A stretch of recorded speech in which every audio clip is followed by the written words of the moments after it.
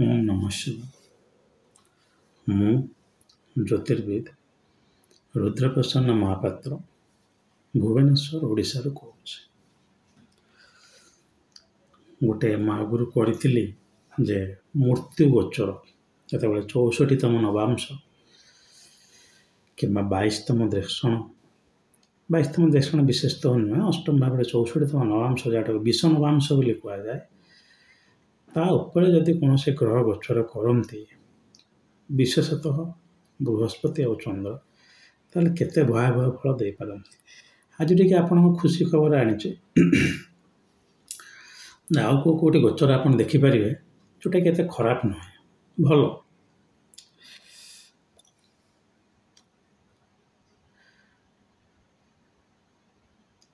ଜାତକ ଯେତେବେଳେ ଆମେ ଦେଖୁ ସେତେବେଳେ ଜାତକରେ କେଉଁ ଭାବରେ କେଉଁ ଗ୍ରହ ବିଦ୍ୟମାନ, ସେର ଅଧିପତି କିଏ, ସେ ଅନୁସାରେ ଆମେ ଫଳାଦେଶ କରିବା। ଯଦି ଦଶା ଆସିଥିବ, ପୁଣି କହି ରଖୁଛି, ଗୋଚରଟା ହେଲା ବହୁତ ସେକେଣ୍ଡାରୀ। ଗୋଚରଟାକୁ ଡେଲିଭରି ବୟ ବୋଲି କୁହାଯାଏ। ଡେଲିଭରି ସେତେବେଳେ ହେବ ଯେତେବେଳେ ଆପଣଙ୍କର ପ୍ରଡ଼କ୍ଟଟା ସିପ୍ ହେଇଯାଇଥିବ। ସେଥିଲାଗି ଲେଖାଯାଏ ଆପଣଙ୍କୁ ଇଂଲିଶରେ ଟର୍ମଟା ହେଲା ଟ୍ରାନଜିଟ୍। ଦଶା ପଳେଇ ଆସିଛି, ଫଳ ଆସିଯାଇଛି, ଗୋଚର ଆସି ଫଳ ଦେଇଦେଇ ପଳେଇବ। ଯେପର୍ଯ୍ୟନ୍ତ ଦେଇନି ଟ୍ରାନଜିଟ୍ ହେଉଛି।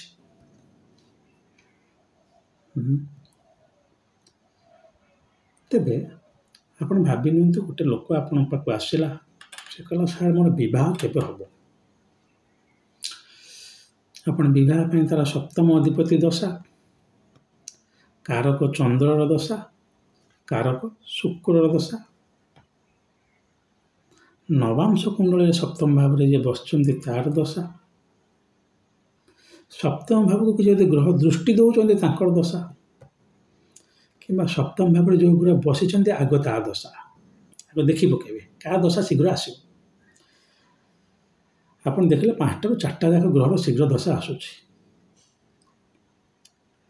ତାପରେ ଦେଖିବେ ସେଇ ଗ୍ରହ ଭିତରୁ ଷଡ଼ବଳରେ ବଳ କିଏ, ଉଚ୍ଚ ହୋଇଗଲା ନିଚ ହେଇଗଲା, ଗୋଟେ ବଳାବଳର ଠିକ୍ ମାନଦଣ୍ଡ ନୁହେଁ। ବଳ ଦେଖିବା ପାଇଁ ଗୋଟିଏ ଜିନିଷ, ସେ ହେଲା ଷଡ଼ବଳ। ଷଡ଼ବଳ ମାନେ ଆପଣ ସେଇ ଗ୍ରହ କେତେ କର୍ମ ନେଇକି ଆସିଛି, କେତେ କର୍ମଫଳ ସେ ଦେଇପାରିବ। ବହୁତ ଷଡ଼ବଳ ଅଛି ଗ୍ରାଫରେ ଦେଖିବେ, କର୍ମ ଭର୍ତ୍ତି ହେଇକି ଅଛି। ତା ଦଶା ଗୋଚର ଆସିବ ମାନେ ଖାଲି ଛାଇ ହେଇ ପଡ଼ିବ। ଖରାପ ଜାଗାରେ ଥିବ ଯଦି ଖରାପ ଫଳ ପାଇବେ, ଭଲ ଜାଗାରେ ଥିବ ଯଦି ଭଲ ଫଳ ପାଇବେ। ସରଳ ଜ୍ୟୋତିଷ। ତ ଆପଣ ଦେଖିଲେ ନାଇଁ ଆର ଶୁକ୍ର ଦଶା ଆସିଯାଉଛି, ବିବାହ ବହୁତ ଷ୍ଟ୍ରଙ୍ଗ ହେଉଛି, ଶୁକ୍ର ବହୁତ ଭଲ ପୋଜିସନରେ ଅଛନ୍ତି, ବିବାହ ହେଇଯିବ। ବର୍ଷକୁ ହେଉଛି ମାସେ 2 ମାସ ଭିତରେ ପ୍ରାୟ ହେଇଯିବାର ସମ୍ଭାବନା ରହିଛି। ସବୁବେଳେ ତ ସମ୍ଭାବନା ଲାଗିବ ଜ୍ୟୋତିଷରେ, କେବେ କହିବେନି ହେଇଯିବ ବୋଲି। ଏତିକି ଦେଖି ସାରିଲା ପରେ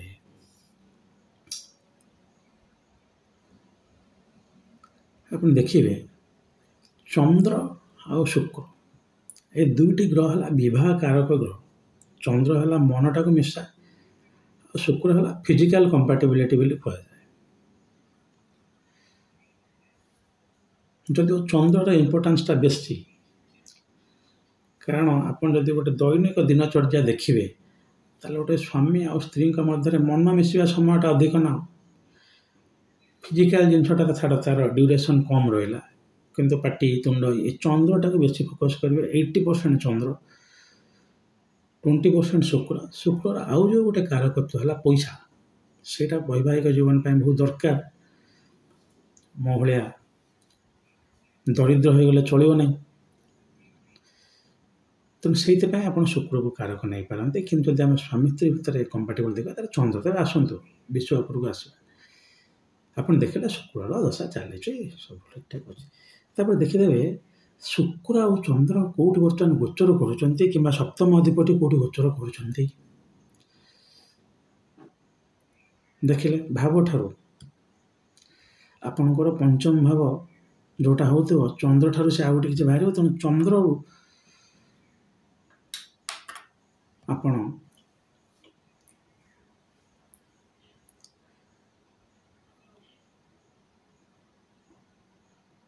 ନ ଦେଖିକି ଦେଖିଲେ ପଞ୍ଚମ ଭାବ ଉପରେ ଆପଣଙ୍କର ଗୋଟେ ଭଲ ଗ୍ରହଟେ ଗୋଚର କରୁଛି। ସେ ଶୁକ୍ର ହେଉ ଚନ୍ଦ୍ର ହେଉ। ପଞ୍ଚମ ଭାବଟି ଧରି ନିଅନ୍ତୁ ଆପଣଙ୍କର ହେଲା ଧନୁ। ଧନୁର ନବମ ନବାଂଶରେ, ନବାଂଶଟା ବର୍ତ୍ତମାନ ବୁଝନ୍ତୁ, ଆପଣ ଖାଲି ରାଶି ଦେଖି ଦେଉଛନ୍ତି ଚଳିବନି, ଗୋଟେ ରାଶିଟାକୁ 9 ଭାବରେ ନକ୍ଷତ୍ର ଚରଣ ଗୋଟେ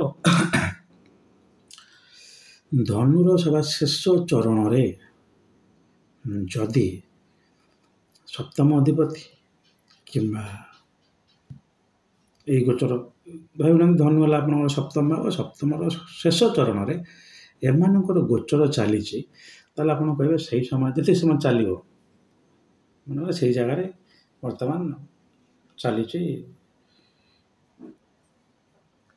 ମଙ୍ଗଳଙ୍କର ଗୋଚର। ତ ସେଇ ଯେଉଁ 3-4 ଦିନ ଚାଲିବ,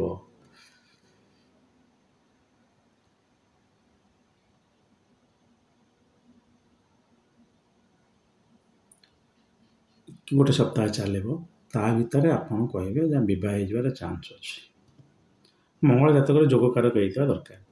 କାହିଁକି କହିଲି ଧନୁର ଶେଷ, କାରଣ ଏଇଟାକୁ କୁହାଯାଏ ପୁଷ୍କର ନବାଂଶ। ଆପଣ ଜାଣିଥିବେ ପୁଷ୍ଟିବର୍ଦ୍ଧନ, ଦ୍ୟାଟ୍ ନରିସେସ୍, ଯେଉଁଟା ଆପଣଙ୍କର ଜିନିଷଟାକୁ ଆହୁରି ବଢ଼େଇ ଦିଏ, ସେଇଟା କୁହାଯାଏ ପୁଷ୍କର ନବାଂଶ। ଜାତକରେ କେଉଁ ଗ୍ରହ ପୁଷ୍କର ନବାଂଶରେ ଅଛି ତ ବହୁତ ଭଲ, ସେଟାକୁ ଦେଖିବା କଥା ଆଗ। ଯେହେତୁ ମୁଁ ଟିକେ ଗୋଚର ଉପରେ ଏବେ କହୁଛି, ଆଗରୁ ବିଶ୍ୱ ଗୋଚର କହିଥିଲି 64ତମ ନବାଂଶ, ଏବେ ଅମୃତ ଗୋଚର କହୁଛି ଯେ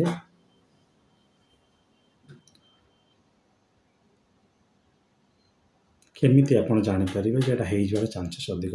ପୁଷ୍କର ନବାଂଶ ଜାତକରେ କେଉଁ ଗୁଡ଼ା ମୁଁ ଖାଲି ପଢ଼ି ଦେଉଛି, ଆପଣ ଜାଣିଥିବେ, ମୋର ଭଲ କି ମନେ ରହେନା। ଯେତିକି ଆମର ଅଗ୍ନିତତ୍ଵ ରାଶି ହେଲେ ଧନୁ, ସିଂହ ଏବଂ ମେଷ, ତାଙ୍କର ଶେଷ ଆଉ ସପ୍ତମ ନବାଂଶ, ଅର୍ଥାତ୍ ସେଇ ରାଶିର ସପ୍ତମ ଚରଣ ଆଉ ନବମ ଚରଣ। ବୃଷ, ମକର ଆଉ କନ୍ୟା ଇଏ ହେଲେ ମାଟି ତତ୍ଵ, ଆଙ୍କର ତୃତୀୟ ଆଉ ପଞ୍ଚମ ନବାଂଶ ହେଲା ପୁଷ୍କର ନବାଂଶ। ଷଷ୍ଠ ଆଉ ଅଷ୍ଟମ ନବାଂଶ ହେଲା ଆମର ଏୟାର, ଯେଉଁଗୁଡ଼ା ରହିଲା ଆପଣଙ୍କର କୁମ୍ଭ, ତୁଳା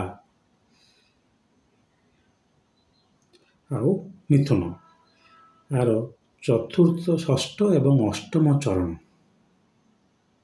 ରାଶି ଚରଣ ବୋଲି ଭାବି ନକ୍ଷତ୍ର ଚରଣ, ଯାହା କିଛି ଦେଖିବେନି କେଉଁ ନକ୍ଷତ୍ର ସ୍ୱାମୀ ଫାମୀ କିଛି, ଖାଲି ତାଙ୍କର ଏଇ ପର୍ସନଟା, ଗୋଟେ ରାଶିର 30 ଡିଗ୍ରୀ ଆର୍କ ହେଲା, ତାହେଲେ ଏଇ ପର୍ସନଟା କେଉଁ ଗ୍ରହ ଗୋଚର କରୁଛି, କେଉଁ ଗ୍ରହ ବସୁଛନ୍ତି। ଶେଷରେ ହେଲା ଫାଷ୍ଟ ଆଉ ଥାର୍ଡ଼, ଯେତିକି ୱାଟର ହେଲା ଆପଣଙ୍କର କର୍କଟ, କଙ୍କଡ଼ା ରହିବ ପାଣିରେ, ବିଛା ସନ୍ତସନ୍ତିଆ ଜାଗାରେ ରହିବ, ମାଛ ତ ପାଣିରେ ରହିବ ଆଉ ମୀନ।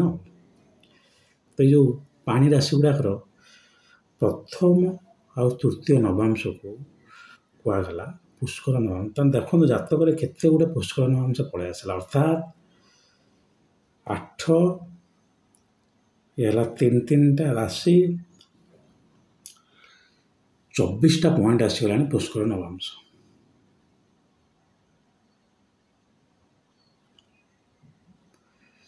ପୁଷ୍କରାଂଶ ବୋଲି ବି ଆକୁ କୁହାଯାଏ।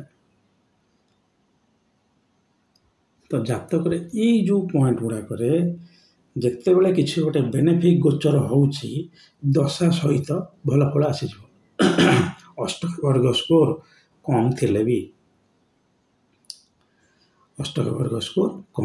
ବି, ପୁଷ୍କର ନବାଂଶରେ ଯେତେବେଳେ ଗୋଚର ହେଉଛି ଭଲ ଫଳ ଆସିବ। ଯେକୌଣସି ଗୋଟେ ଗ୍ରହ ତାର ଯେତିକି ଦେବା କଥା ଆଉ ଟିକେ ଆକ୍ସିଲାରେଟ୍ ହେଇଯିବ। ଗୋଟେ ଦିଟା ପଏଣ୍ଟ କହିଦେଉଛି, ଯଦି ପୁଷ୍କର ନବାଂଶର ସ୍ୱାମୀ ନିଶ୍ଚୟ ହେଇଥାନ୍ତି, ଲଗ୍ନ କୁଣ୍ଡଳୀ କିମ୍ବା ନବାଂଶ କୁଣ୍ଡଳୀରେ ତାର ଫଳପ୍ରଦ ହେବନି। ସେଇ ପୁଷ୍କର ନବାଂଶଟି ଯଦି 64ତମ ନବାଂଶ ବି ହେଇଥାଏ, ତାହେଲେ ଫଳପ୍ରଦ ହେବନି। ପୁଷ୍କର ନବାଂଶ ଯେଉଁ ନକ୍ଷତ୍ରରେ ଥାଉ, ଯେଉଁ ନକ୍ଷତ୍ର ଖଣ୍ଡରେ ଆସୁଛନ୍ତି, ସେଇ ନକ୍ଷତ୍ର ସ୍ୱାମୀ ଯଦି ନୀଚ ହେଇଥାନ୍ତି, ତାହେଲେ ଫଳପ୍ରଦ ଟିକେ କଷ୍ଟ, କିନ୍ତୁ ଏଇଟା ବହୁତ କେଉଁଠି ନା କେଉଁଠି ହେଇଯିବ। ଜାତକ ଆପଣ ନେକ୍ସଟ ଟାଇମ୍ ଦେଖିବେ, ଏଇ ଜାଗା ଗୁଡ଼ାକ ମାର୍କ କରିଦେବେ। ଏଇ ଜାଗାରେ କେଉଁ କେଉଁ ଗ୍ରହ ବସିଛନ୍ତି ଆଉ କେଉଁ ଗ୍ରହ ଗୋଚର କରୁଛନ୍ତି। ମନେ ରଖିଥାନ୍ତୁ, ଆମର ଯେତେବେଳେ ଷଡ଼ବଳ ଦେଖାଯାଏ ପୁଷ୍କର ନବାଂଶଟାକୁ ଆମେ ନେଇନଥାଉ, ସ୍ଥାନ ବଳରେ ନେଇନଥାଉ। ତେଣୁ ଆପଣ ଏକ୍ସଟ୍ରା ଗୋଟେଟା ଆଡ଼୍ କରିବାକୁ ପଡ଼ିବ। ଦେଖିବ ଜାତକ ଗ୍ରହଟା ଷଡ଼ବଳ ଅଛି କି ନାହିଁ, କିନ୍ତୁ ପୁଷ୍କର ନବାମ୍ବରେ ବସିଛି ଆପଣ କହିବେ ହଁ ଟିକେ ଏଇଟା ବଢ଼ିଗଲା, କାରଣ ପ୍ରି କ୍ୟାଲକୁଲେଟେଡ଼ ନୁହେଁ। ସ୍ଥାନ ବଳ, ଉଚ୍ଚ ବଳ ଏଗୁଡ଼ା ସବୁ ଆଗରୁ ଅଛି। ଷଡ଼ବଳ ଦେଖିଦେଲେ ଜଣାପଡ଼େ ଅଲରେଡ଼ି ସେଥିରେ ଅଛି, ଆପଣ ଲଗାଇବା କ'ଣ ଦରକାର। କିନ୍ତୁ ପୁଷ୍କର ନବାଂଶର ପ୍ଲେସମେଣ୍ଟଟା ନଥାଏ।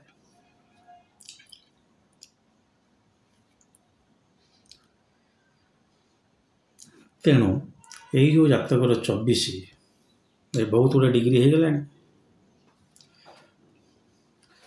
ଅର୍ଥାତ୍ ଯଦି ଆମେ 24ଟା ନବାଂଶ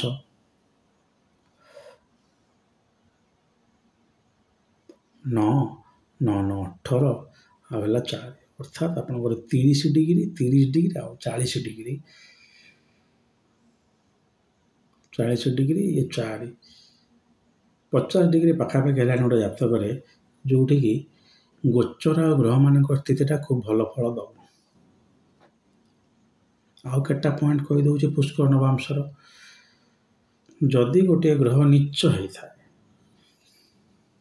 ଗ୍ରହ ନୀଚ, ଯେମିତିକି ଆମେ ଯେକୌଣସି ଗୋଟେ ସେଥିରୁ ସ୍ଥାୟୀ ନେଇଯାଆନ୍ତୁ, ଆମେ ଡିପ୍ ଏକ୍ସାଲଟେସନ୍ ଡିପ୍ ଡେବିଲିଟେସନ୍ ଛାଡ଼ିଥାନ୍ତୁ। ଆପଣ ଧରିଲେ ଯେ ଆମର ଚନ୍ଦ୍ରଟା ବୃଶ୍ଚିକରେ ନୀଚ, ବିଛାରେ ଯଦି ପ୍ରଥମ ନବାଂଶରେ ଚନ୍ଦ୍ର ରହନ୍ତେ କିମ୍ବା ତୃତୀୟ ନବାଂଶରେ ଚନ୍ଦ୍ର ରହନ୍ତେ, ସେଇଟା ପୁଷ୍କର ନବାଂଶ। ତାହେଲେ ଏଠି ଆପଣଙ୍କର ନିଚଟା ଟିକେ କମିଯିବ।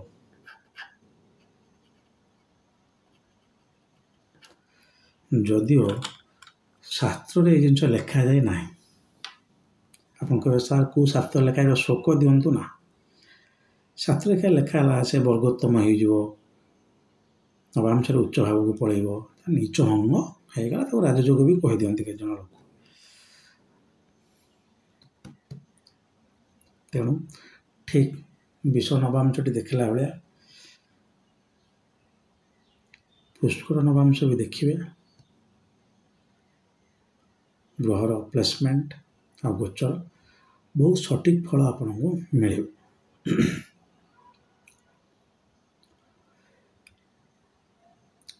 ମୋତେ ବହୁତ ଭଲ ଲାଗୁଛି କି ଯାହା ମୋତେ ଅନନେସେସରି କମେଣ୍ଟ ଗୁଡ଼ା ଲୋକ ଲେଖୁନାହାନ୍ତି। ଲୋକମାନେ ୱେବସାଇଟ୍ ଯାଇ ଦେଖୁଛନ୍ତି ଯେ ସାର୍ ତ ଏତେ ପଇସା ନେଉଛନ୍ତି, ମୋତେ ଆଉ ହ୍ୱାଟ୍ସଆପ୍ କରି ବଦର କରୁନାହାନ୍ତି। ମୁଁ ବହୁତ ଖୁସି ଯେ ମୋର ସେଇଟା ଗୋଟେ ଅନୁରୋଧ ଥିଲା, ଆପଣମାନେ ତାକୁ ରକ୍ଷା କଲେ। ଭିଡ଼ିଓ ଆପଣଙ୍କ ଇଚ୍ଛା, ଆପଣ ଦେଖନ୍ତୁ ନ ଦେଖନ୍ତୁ, ସେୟାର କରନ୍ତୁ ନ କରନ୍ତୁ, ଆପଣ ଜାଣିଛନ୍ତି ମୁଁ ସେସବୁ ଜିନିଷର କିଛି ପ୍ରୋତ୍ସାହନ ଦିଏ ନାହିଁ। କିନ୍ତୁ ଜ୍ୟୋତିଷଟାକୁ ଦୟାକରି ଆପଣ ନିଜେ ଶିଖନ୍ତୁ। ଯେତେବେଳେ ମୁଁ ଶିଖୁଥିଲି ସେତେବେଳେ ମୁଁ ଭାରି ହଇରାଣ ହେଇଥିଲି। ଓଡ଼ିଶାରେ କେହି ସେମିତି ନଥିଲେ ଯେଉଁମାନେ, ଏବେ ତ କିଛି ଲୋକ ବାହାରିଲେଣି ଯେଉଁମାନେ ବ୍ଲାକବୋର୍ଡ଼ରେ କାଲକୁଲେସନ୍ କରି ବୁଝେଇ ଦେଉଛନ୍ତି। ସେଇ ଜିନିଷଟା ଆପଣମାନଙ୍କର ନ ହଉ। ଆଉ ଦୟାକରି ହିନ୍ଦୀ ଆଉ ଇଂଲିଶଟା ଶିଖିଯାଆନ୍ତୁ। ତଦ୍ୱାରା ଆଉ କିଛି ମୋ ଭିଡ଼ିଓ ବି ଶୁଣିବା ଦରକାର ନାହିଁ, ଆପଣ ବହି ପଢ଼ିକି ଲେକ୍ଚର ଶୁଣିକି ବାକି ସବୁ ଜାଣିପାରିବେ। ହଉ, ଯଦି ପୁଷ୍କର ନବାଂଶ ବିଷୟରେ ଅଧିକ କିଛି ଜାଣିଛନ୍ତି କମେଣ୍ଟ ସେକ୍ସନରେ ଲେଖିବେ। ଏବଂ ଆଜିଠାରୁ ଜାତକ ଦେଖିବାରେ ଆଉ ଗୋଚର ଆକଳନ କରିବାରେ ଆପଣ ପୁଷ୍କର ନବାଂଶଟାକୁ ୟୁଜ୍ କରିବେ। ହଉ, ଆଜି ପାଇଁ ରହିଲି। ଯଦି ମହାଦେବ ଚାହାନ୍ତି ଆଉ ଗୋଟେ ଭିଡ଼ିଓ ନେଇ ଖୁବ୍ ଶୀଘ୍ର ଆପଣଙ୍କ ପାଖରେ ଉପସ୍ଥିତ ହେବି। ଆଜି ପାଇଁ ଆଜ୍ଞା ଦିଅନ୍ତୁ। ଓମ୍ ନମଃ ଶିବାୟ।